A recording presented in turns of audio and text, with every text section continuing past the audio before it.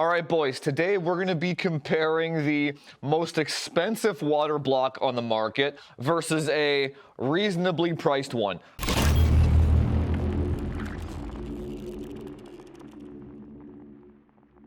So the reason why we're making this video is now that EK is kind of not a player anymore, let's just say, we are on a quest to see which manufacturer can fill those shoes. Now, the way EK started off, they were in a mid-range price bracket with mid-range quality with good customer service. That's kind of how they started, right? And then slowly over time, their customer service and their quality control and their products got worse and worse and worse, and then their prices kept increasing. So for a couple years now, I have not been recommending any of their products to any of my subscribers. Now, there are plenty of water block manufacturers out there, ranging from top to bottom in terms of price. Now, the cheapest ones that you can get that actually work are Bixby, Barrow, and Corsair. And then in the middle here is where EK kind of used to be, right? This is where all the major players kind of sit. So you got like your Bitspower, your Alpha Cool, your Heat Killer, your Fantex. And then at the very top end, kind of your luxury brands, if you want to say, is kind of the only ones that I know of are kind of like Optimus and then Grenzen, which is Bixby's high-end brand, where these water blocks can range upwards of over $500. But you guys know me, law of the cheapest model. The cheap shit that just works is just fine for me. But I do know that putting a $90 water block on a $2,000 graphics card, it does feel bad, man. I do get it. So the goal of this video is kind of twofold, right? We have a new kind of mid-range player in the market here with Bitspower, and then we also have an Optimus water block, which is the very highest end. And then we're trying to see if the extra price premium of the Optimus water block warrants the price premium. And then we also want to see if Bitspower can fulfill that spot that EK used to have in the mid-range. But going forward here, again, EK and Alpha Cool are probably the two worst companies to buy from in terms of quality control and customer service. So going forward, do not buy from them. So it's a very simple video. All we're going to do is we're going to install both of these water blocks on a 4090 Strix. We're going to hook them up to I think it's a 1080 millimeter radiator, like a Mora type thing. And then the goal there is to kind of remove the radiator cooling capacity from the equation so then we can see which water block performs better. We will do sustained load and we will also do temperature spike testing. All right, so let's go upstairs and get cracking. There's no affiliate links for either of these products because they're not sold on like Amazon or Newegg or whatever. So this video was brought to you by the supporters of the channel. They pay me every month so that I can bring unbiased comparisons like this to you guys. So if you support what we're doing here and believe in the vision at Frame Chasers, head on over to framechasers.org, become a supporter yourself, get access to the Discord, where all information in that Discord is 100% factual, truth, and curated. You don't have to go on forums or Reddit or do any research at all when all the answers are at your fingertips. If you can't afford that, another great way to support is to head on over to my stream, kick.com/framechasers, where you can watch my live streams every Saturday completely for free and ad-free. You got me for 2 hours for free every Saturday, so you can ask me all the questions that you need over there.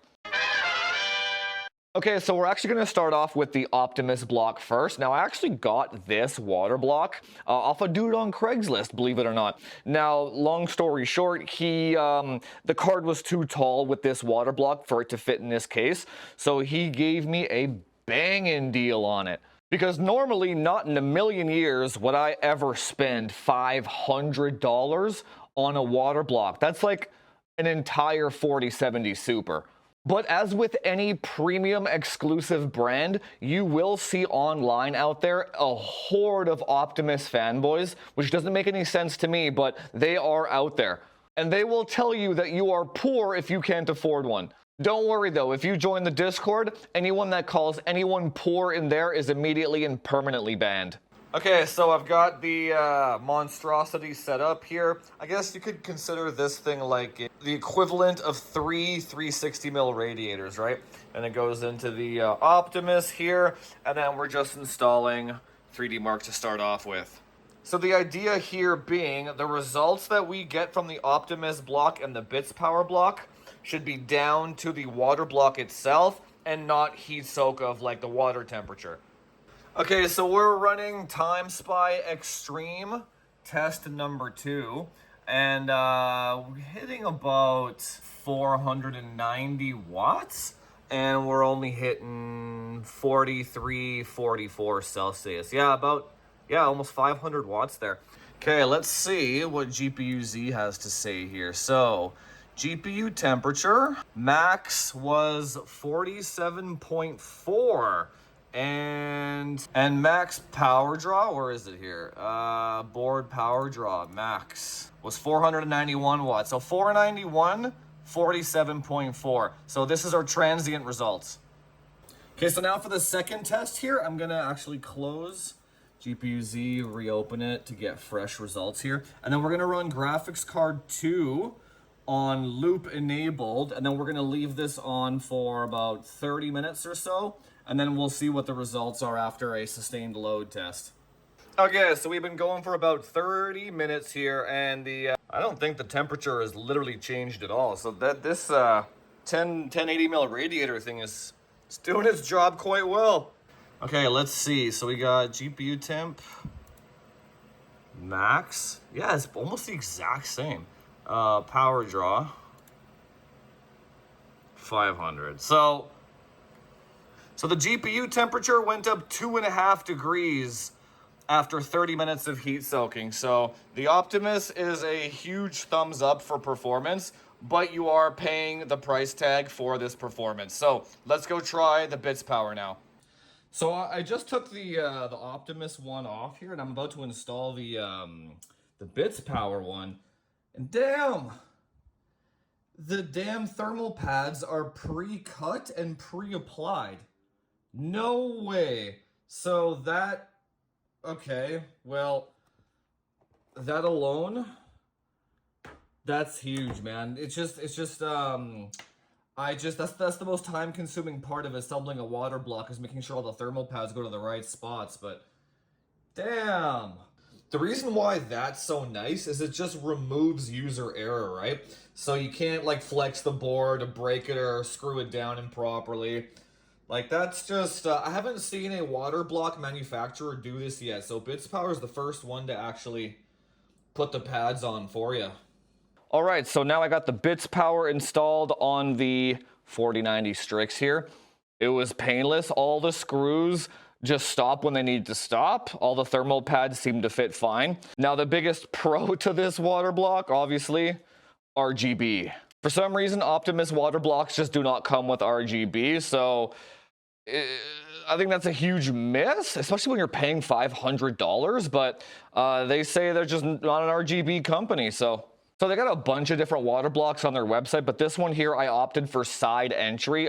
This one is actually going into a build that I'm doing, so that's why I kind of wanted to do something a little different here. And then it looks like the intake is the bottom one here. That funnels here, and then it spreads out and then comes back. But I will say, though, that this is the easiest water block that I've ever installed to date. For sure. They couldn't have made this any more idiot-proof. Let's turn this bad boy on. Oh, yeah.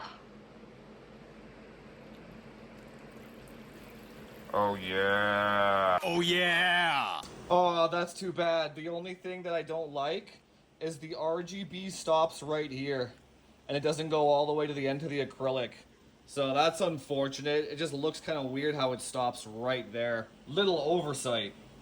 Okay, so we just got in, and we're doing 450 watts at 42 Celsius.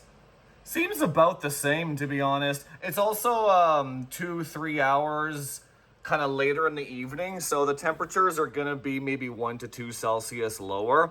Okay, we just finished up here. Let's check. Okay, got GPU temperature max. Yeah, that's like 3.5 Celsius cooler. Power draw, board power draw, max 491. So yeah, wow, it's actually like 3 Celsius cooler than the Optimus one, which doesn't really make any sense.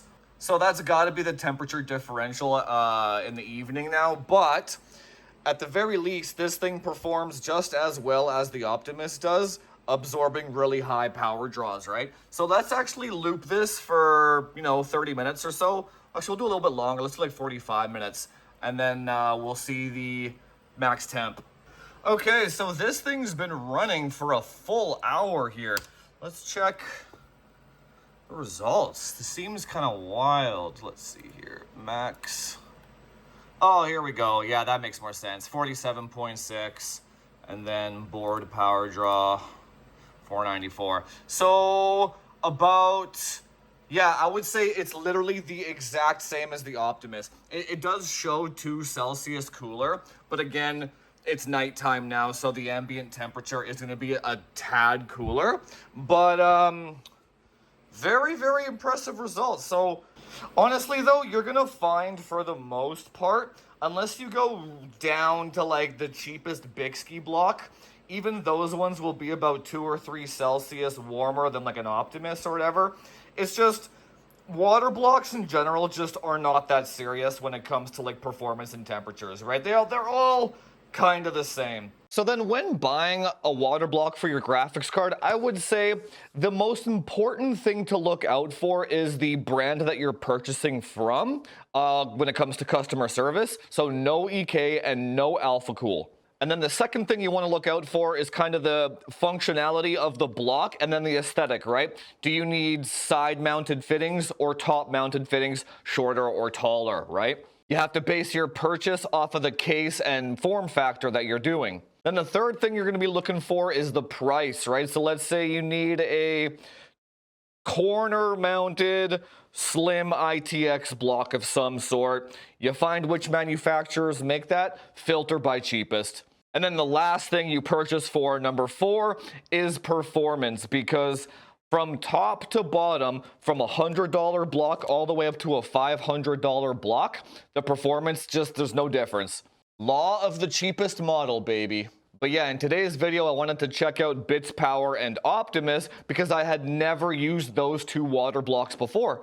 And they both ended up the same and fantastic, so I don't even have a recommendation. Just go buy whatever.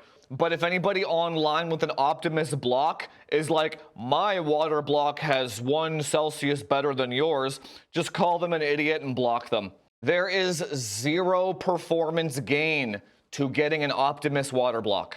And if you are buying it as a status symbol, please keep in mind what kind of basement dweller is on the other end of that screen giving you a thumbs up.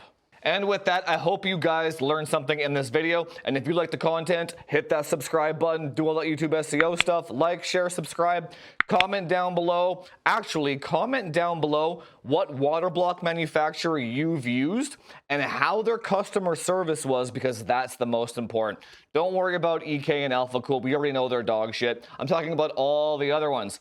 And I will see you guys in the next one. Talk to you later.